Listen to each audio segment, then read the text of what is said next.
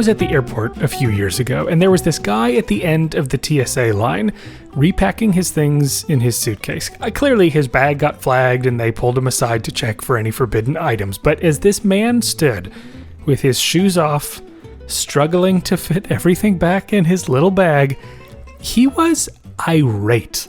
And I'll never forget, he just shouted to no one in particular, "It's disgusting what you people make us do." Disgusting. Usually it's a porta potty that's disgusting, or rotting meat, or maggots in the garbage. Okay, sorry if I'm grossing you out, but the point is that deep, visceral feeling of being grossed out doesn't really make sense in the highly sanitized environment of airport security. Nevertheless, our feelings of what's wrong, unjust, or immoral in a general sense can get connected to our feelings of disgust.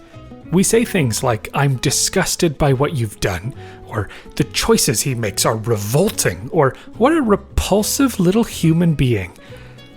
Now, normally it's great that we feel disgust. It's what keeps us from eating moldy food and spending time in dirty environments, all of which could make us sick. But it's interesting that those same feelings get wrapped up in some people's disapproval of obese, foreign, or homosexual people, and their opinions of different cultural practices, and airport security. You're listening to Opinion Science, the show about the science of our opinions, where they come from, and how they change. I'm Andy Luttrell, and this week I talked to Yoel Inbar. He's an associate professor of psychology at the University of Toronto, and he studies how feelings of disgust are related to moral judgments and public opinion. We talk about how disgust works, what it means for opinions to be moral, and why it's difficult to change people's opinions of genetically modified foods in particular.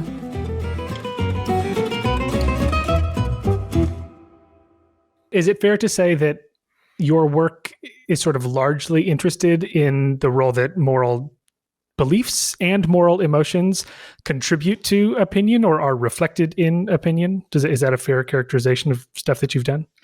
Yeah, I think that's right. I've always been interested in morality just in general. And I have some stuff that's just like really kind of more technical moral judgment stuff about, do we need causal responsibility for a bad outcome to find somebody morally blameworthy? But then I've also just always been interested in how does our research on morality apply to kind of real world controversies, right? So things about which people disagree. And I've actually written a book chapter somewhat recently arguing that, as moral psychologists, we ought to be doing more application because we have interesting things to say there. So I've always had that kind of more kind of applied in the sense of like, we want to study people's attitudes about like real world controversial issues. I've always kind of had that interest in my work. Can you think back to what it was in the beginning that brought you there? I mean, this is going to be post hoc speculating, but sort of the young you sort of starting out bright-eyed, looking down the barrel of all of these questions. What was sort of the fire that was burning? Yeah, that's interesting. So I started out studying disgust and politics and political ideology. And that's already inherently a little more applied, right? You're studying people's attitudes on politically controversial issues. So I think I just kind of got led down that road. It wasn't really that I went to grad school knowing what I wanted to do really at all. Like I had some sort of loose interests, but then those really changed when I started talking to faculty there, when I started reading the literature, and also honestly, when some stuff worked and some stuff didn't, I pursued the stuff that worked, right? So I'm really skeptical for myself of any story that's like, well, I always knew that blah, blah, blah, right? It's more like, hey, things happen to shake out this way. What were some of the early nuggets that sort of made it seem compelling that disgust was worth pursuing in the domain of politics? Yeah, so this line of research that really it was done in collaboration with David Pizarro, who was just starting as a new faculty member there when I was a second year grad student. This line of research came from kind of an accidental finding that he had. So he was interested in disgust and moral judgment, and he had been running some studies on that. And he was looking specifically in these studies at dispositional disgust using a version of the disgust scale, the Heighton-Rosen scale. And he had given people that scale. He had given them some moral judgment scenarios. And then he had also asked them about their politics.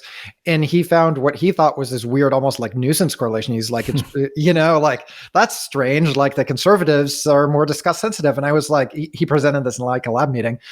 And I was like, that actually, I find that interesting, right? And it's consistent with some theorizing about disgust that had been happening at the time about how it was supposed to be about purity and particularly about like bodily purity, which often is about kind of sexual behavior. I was like, that kind of conceptually makes sense, but I don't think anybody's studied that. And so I proposed to David that we start studying it. So that's how that whole line of research kind of got going, as just this kind of lucky accident that he happened to find this thing and happened to mention it in a lab meeting, and I happened to find it interesting.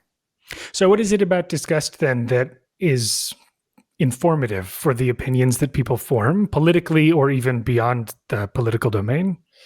Yeah, so I think what makes it important is that it's such a potent motivator of behavior. So when you are disgusted by something, you have a very strong reaction to that thing, right? So with a physical disgust elicitor, it's you really don't want that thing next to you. If it's touching you, you really want it off of you, and so on. And so when you extend that to non-physical stimuli, we see that disgust in the same way is associated with these like very strong tendencies to action. What we've argued, or at least implied in some of our work, is that can sort of cause people to react strongly even in the presence of little information, right? So like, I don't know a lot about it, but if it grosses me out, then I don't like it, right? And that's part of the argument that we've made about GM foods, which I guess we'll get into, genetically modified foods in a couple papers, is that when people are they have a disgust-based response that says no, then they say, hey, I want that prohibited, even if they don't know a lot of the kind of scientific debate around whether these things are safe or not. It's kind of like a very strong signal of valence, whereas like other emotions can kind of more vaguely inform you about where you stand on something. Disgust is like just a very clear signal that cuts across a lot of noise to say like, this is a no good situation.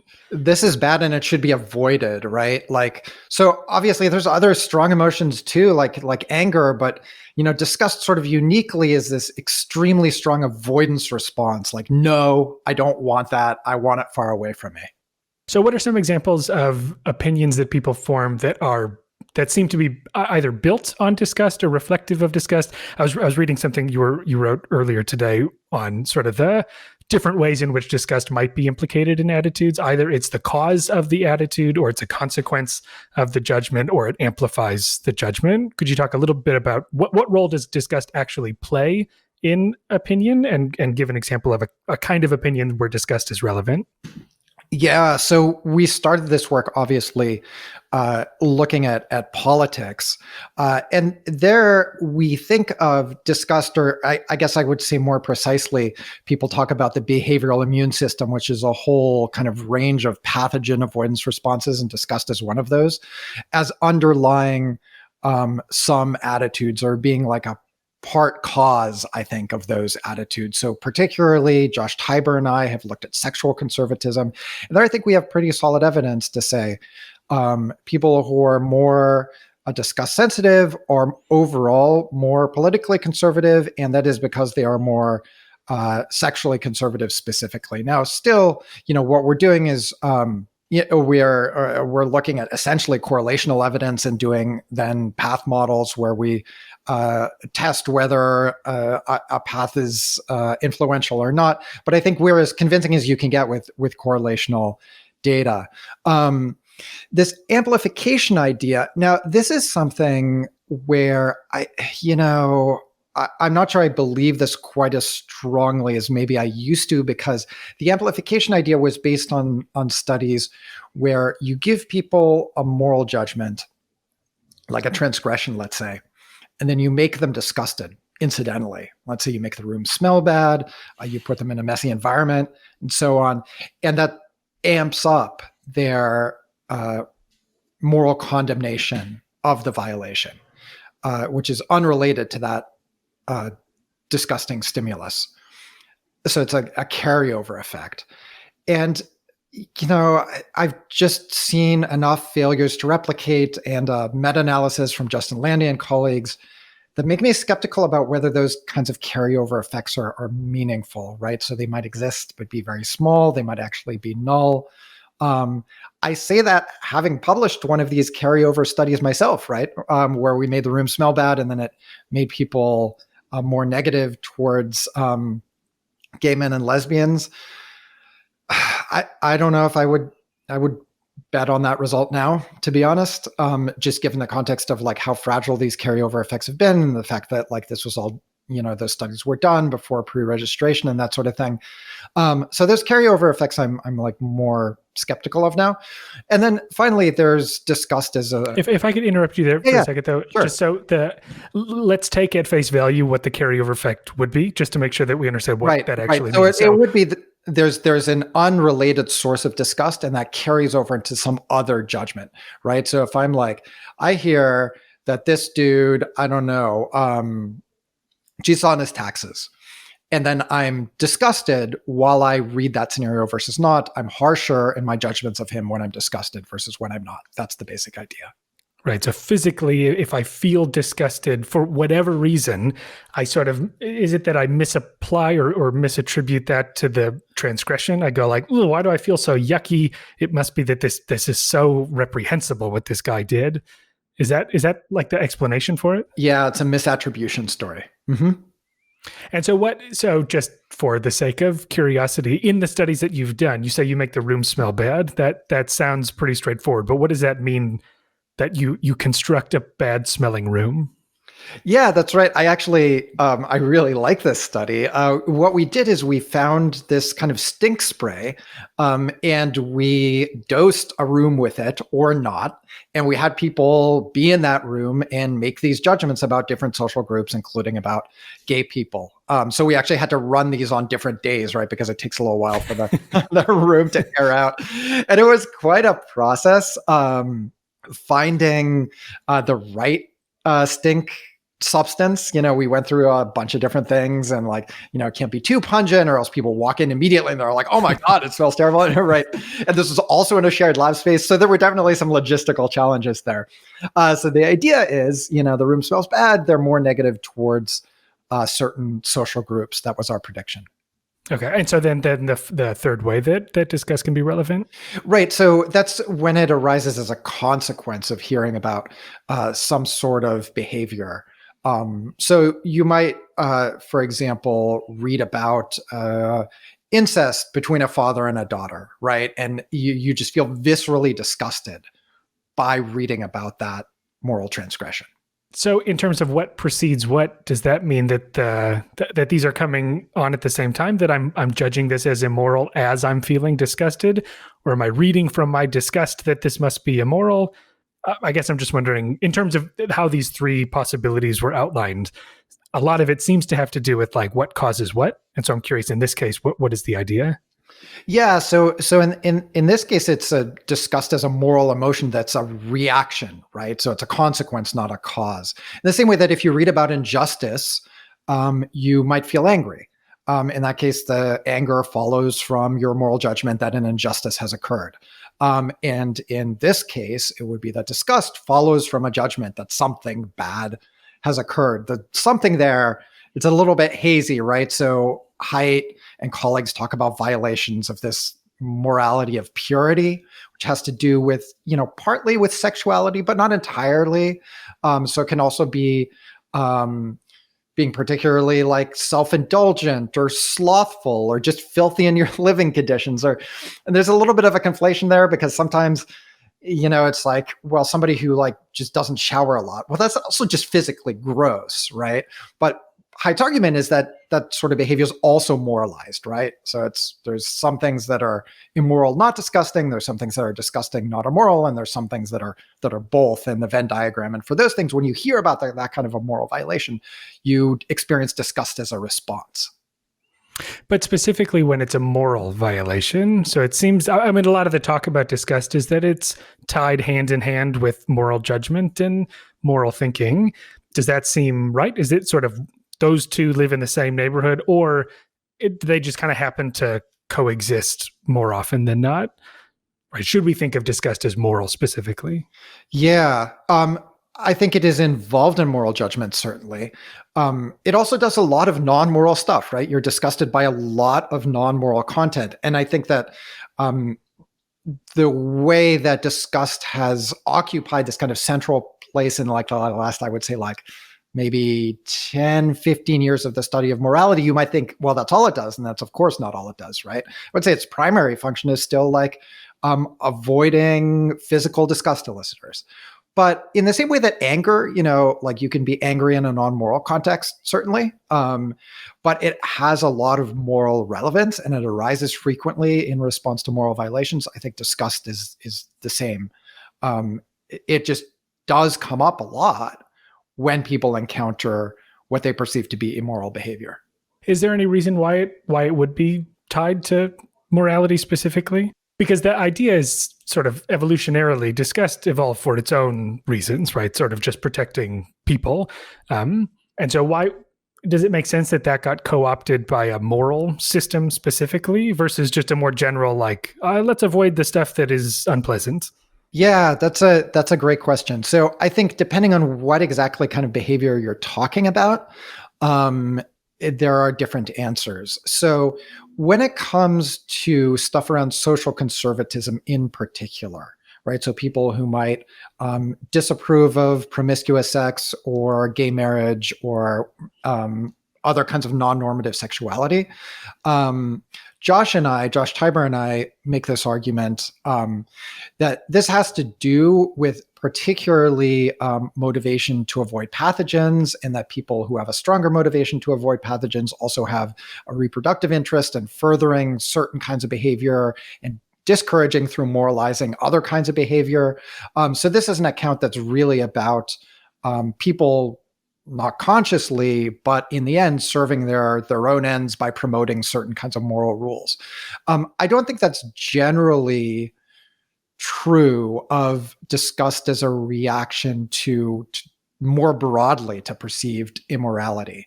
So the question then is, why should disgust be linked to condemnation of immorality more broadly?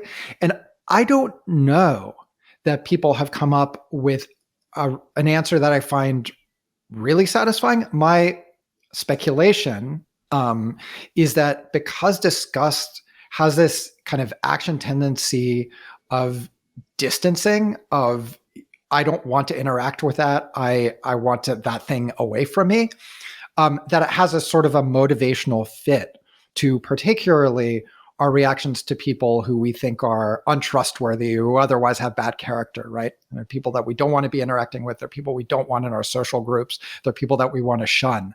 And so I think disgust there has kind of a congruence with those ends in that it motivates us to do exactly that. Yeah, and one thing that makes it challenging is I also find that what morality is also is pretty slippery. So, I mean, maybe you have a better sense of it than I do. I mean, I've tried to do some work in the moral psych world, and especially as someone who comes from doing research on attitudes and opinions and evaluation, it can seem like, well, what is the difference between a moral judgment and a judgment, right? What's the special fancy flair that morality brings to it? And maybe that's the tricky part of calling something a moral emotion hyper specifically, is that we're sort of trying to put it in a box that maybe isn't as rigid a box as we think it is. Yeah, absolutely. I mean, these definitional issues are quite tricky. So people have proposed various criteria for how you separate moral belief from any other kind of attitude. So Linda Skitka has a measure that basically just asks people, is this connected to your moral beliefs and values? There's other work coming from social domain theory, so Turiel, where you can look at, do people think that this should be universally applied? Do people think that this is an objective fact, right? So if I have even a very strong preference to, let's say, I hate Brussels sprouts, I don't think there's anything wrong with somebody else loving them, right? I don't want to ban them for other people. I can imagine a community of people who all love Brussels sprouts and that doesn't bother me at all. On the other hand, when it comes to, like, let's say, murder of the innocent, that's not a situation where I'm like, well, I have my beliefs, you have yours, right? So I think those are some kind of productive ways that you can think about what distinguishes like a moral belief from a strong attitude. But I think whenever you talk about this stuff, you have to keep in mind, like, yeah, the theoretical distinction might be clean, but in the real life, those lines are kind of blurry. Is there something about disgust that maps onto that universality idea? So if it's disgusting to me, can I even imagine that this would not be disgusting to someone else, right? A lot of the times the things that are disgusting to us seem like they're kind of basic disgust feelings that we'd go like, well, any human who saw this level of vomit on the street would be disgusted, right? I can't imagine the person who walks by and doesn't have this reaction. Does that align with the disgust as a moral emotion? Yeah, that's interesting. I would need to think about that more. I do feel, well, so what do people make of cultures in which people happily consume something that the judge thinks is just revolting, right? So you learn about a culture where people eat, I don't know, some like part of the animal you would never consider eating, or they eat like insects or whatever, right? And you're like, I'm profoundly disgusted by that. Am I puzzled by the fact that people in that culture like it? I don't know, right? Maybe a little bit. You're like, I just don't get how anybody could find that appealing. And it seems like the kind of thing that you'd say, it just feels wrong. How could anyone eat that? Right. It's those disgusting things that feel wrong. Yeah, exactly. It's just like, I'm baffled by how anybody could want to eat that. Yeah. Before we move on from the disgusting, I just want to know, if we peel back the laboratory and look at like what you're actually looking at when you're drawing conclusions about disgust, right? One of the things is, I can make the room smell horrific. But how else can I know that disgust is playing a role in people's judgments? Yeah, so you can ask them for ratings. So you can say, how disgusted are you with this behavior? That has a problem of, people obviously sometimes use that term not literally, but metaphorically. Often those ratings are also highly correlated with people's ratings of anger. And you can statistically control for one. Look at the effect of disgust controlling for anger. We've done that sometimes. This is more labor intensive, but Hannah Chapman and Adam Anderson have this great paper where they actually look at activation of the facial muscles that are associated with disgust. And they show that those facial muscles become activated when people encounter certain immoral behavior. And so that's a really nice way to do it, but it's obviously a lot tougher than asking people to fill out a rating scale. So if we move on to GMOs, was that interest related to disgust or morality, or did it sort of just kind of come up as a passion project of a topic that you and a team of people cared about? Oh no, that was absolutely related. So I first started caring about this because I was thinking about this research that we had done relating disgust to a number of conservative attitudes. And I was like, we're really just picking on the conservatives here. And surely there must be attitudes on the liberal side that are driven by disgust. And I thought that GMO opposition would be one of those attitudes. And it turns out I had this incorrect lay theory. This wasn't based on research. I just thought that people on the left would be more anti-GMO than people on the right. And I think that's an intuition lots of people share. Whenever I talk about this research, people seem to have that intuition. It's actually not true. So we find, and lots of other researchers also find, minimal to no relationships between political ideology and people's acceptance of or opposition to genetically modified food. if there is a relationship there, it's tiny. So in the sense of trying to find like a left-wing attitude that was motivated by disgust, I didn't have a lot of luck with that, unfortunately. But that's Sydney Scott and Paul Rosen and I decided this was worth pursuing regardless. And we thought it was kind of interesting. We're finding these relationships between our measures of disgust sensitivity and GMO attitudes. And so we're like, okay, well, let's pursue this and just drop the political angle. So what is it about genetically modified foods that would be disgusting or disgust relevant? Yeah, so they have two important attributes, I think, that contribute. First, they're ingested, right? And so disgust is particularly attuned to things that you put into your body. And secondly, and this is more metaphorical, they involve what in another paper we called playing God, in that it's intervening in the process of life, death, and reproduction.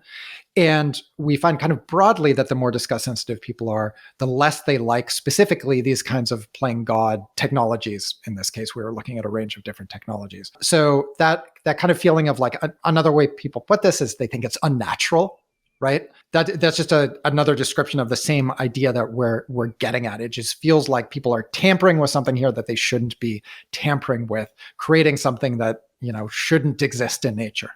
And that's what makes GMO attitudes unique, right? That they're tapping on this feeling of this is unnatural or I'm opposed to it. And in some ways, I guess to back up, I'm just thinking of the political ideology angle.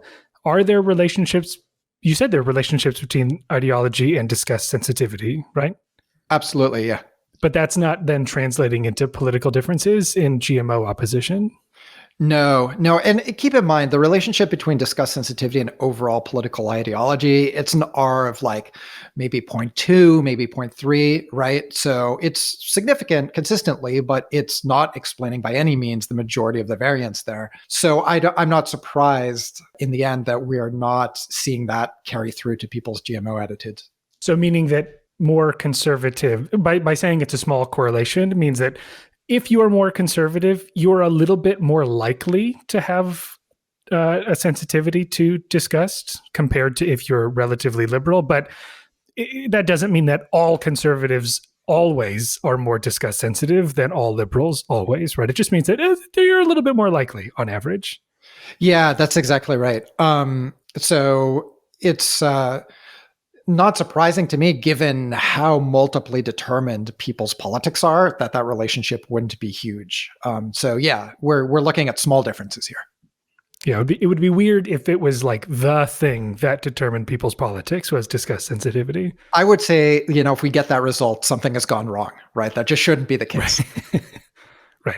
Right. And so just kind of to think about the work that you've done on this, what is it that you found about GMO attitudes that's worth sharing? What new insights do we have about people's reactions to genetically modified foods, knowing that they have these kinds of unnaturalness responses and disgust responses to them?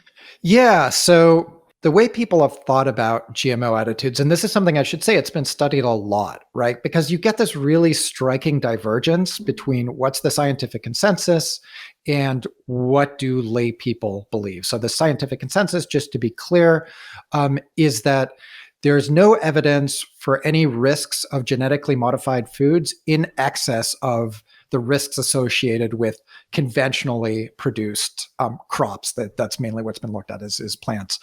So that's not to say that there is zero risk. It's just that there's also risks associated with conventional breeding, right? So you can conventionally breed a new variety of a crop that's toxic, and you can GM it as well. But there doesn't seem to be excess risk to people, to human health, associated with GM crops. And, people really don't believe that, right? So there's a lot of people who think GMOs should be just banned entirely. And you ask them, what are your bases for believing that? And the number one thing they tell you is, I think that they're risky to people. Now, that's strange, right? That there's just this huge gulf between what do the experts say and what do people think. Usually, by the way, when you see those kinds of gaps, it's because the issue is politicized. So climate change, for example, is an example of a similarly sized gap. But there's an obvious reason, right? So members of one political party are much more climate change skeptical. It's strange that you would see this big gap in the absence of a party using that in some sort of political context. So people have been studying that a lot. And one thing that's definitely true is that lay people just don't know a lot about science in general or about the science of biotechnology in particular. And it's also correlationally true that the more education you have, the more pro-GMO you are.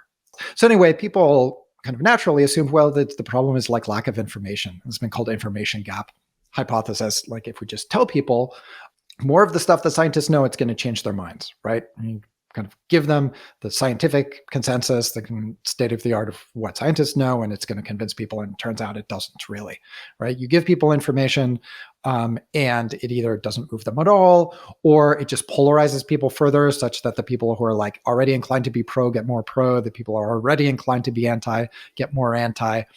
And that's sort of obviously a problem for the theory of like, well, if you just inform people, they're going to change their minds.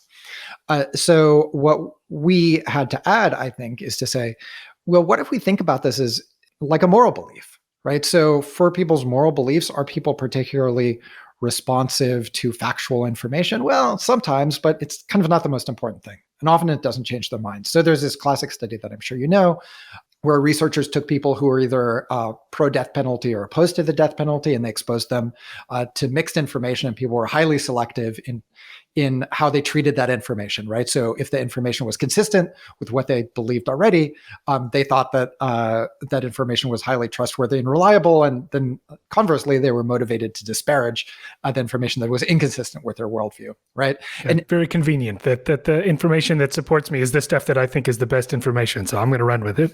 Exactly.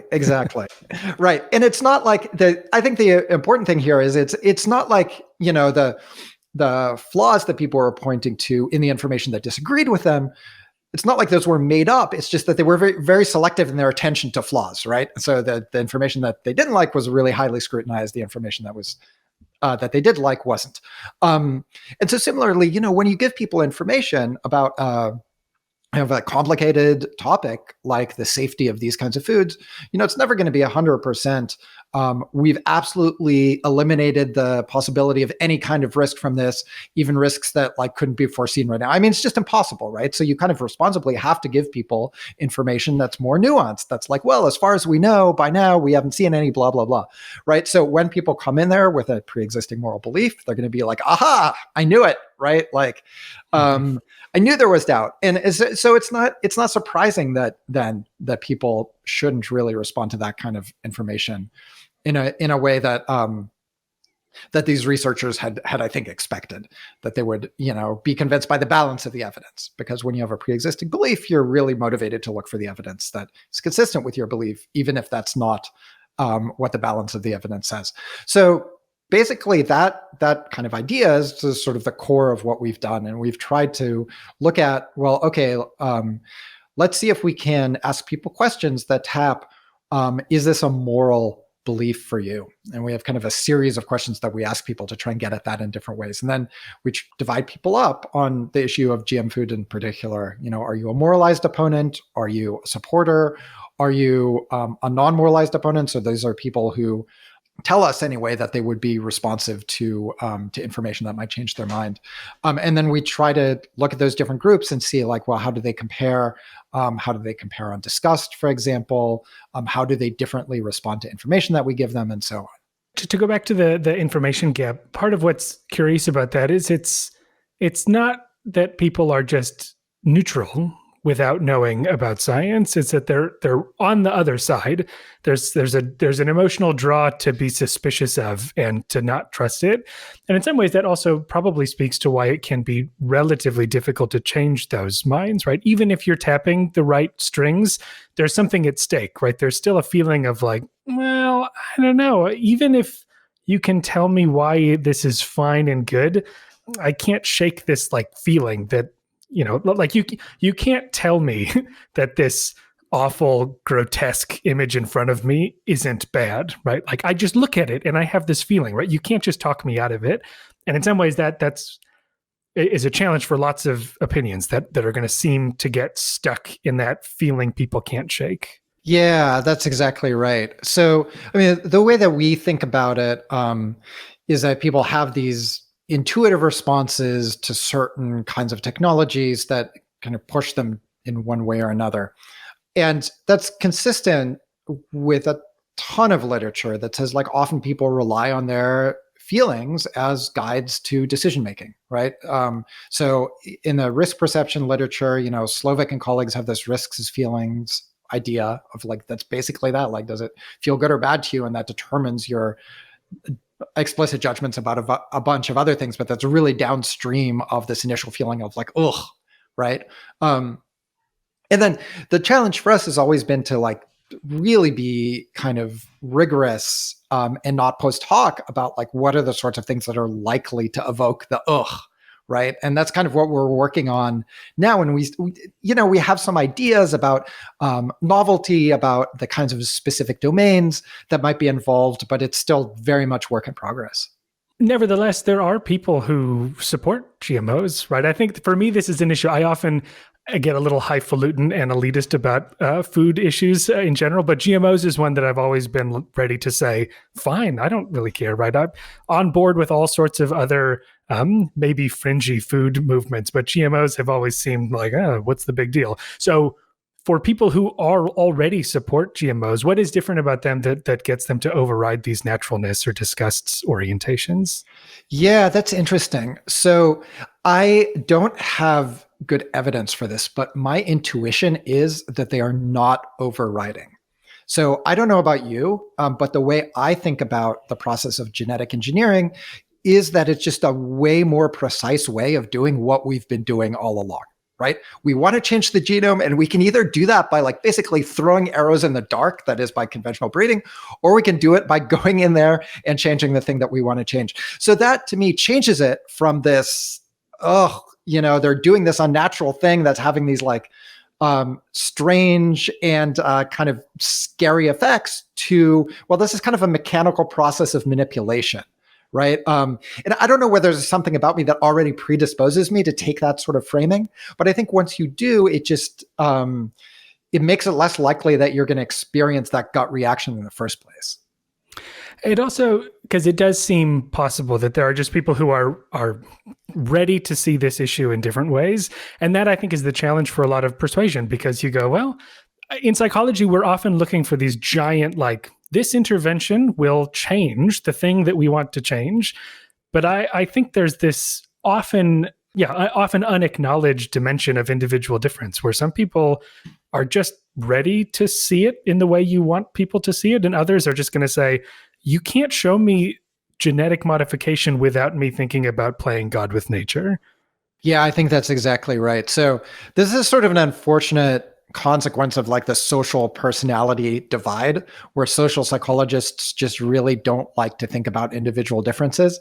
But I think that's exactly right. All right. If you're talking about specifically with interventions, it has to be that different people are differently receptive to those interventions.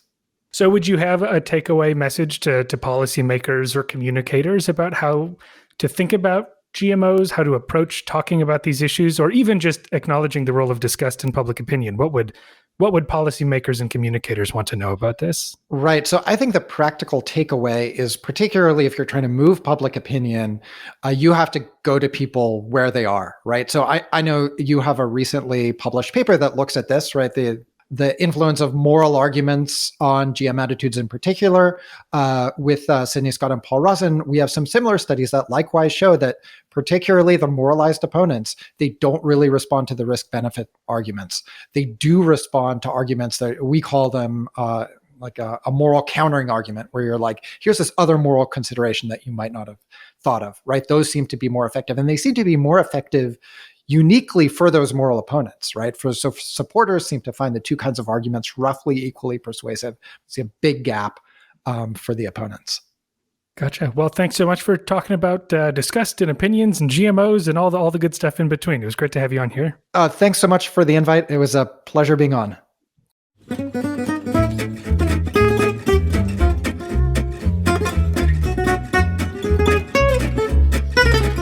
All right, that'll do it for this episode of Opinion Science. Thanks to Yoel for coming on. And to learn more about his work, check out the show notes for a link to his website. And as it turns out, Yoel is also a fellow podcaster. You can check out the show he does with Mickey Inslicht called Two Psychologists, Four Beers, where they talk about social psychology, academia, and controversies in science. For more about this show, visit opinionsciencepodcast.com or follow us at OpinionSciPod on Twitter or Facebook. And this is a very new show, so if you like this and support what we're doing, please just take a couple of seconds to review us on Apple Podcasts and share it on social media. It'll really help get the word out. Okay, that's it. See you next time.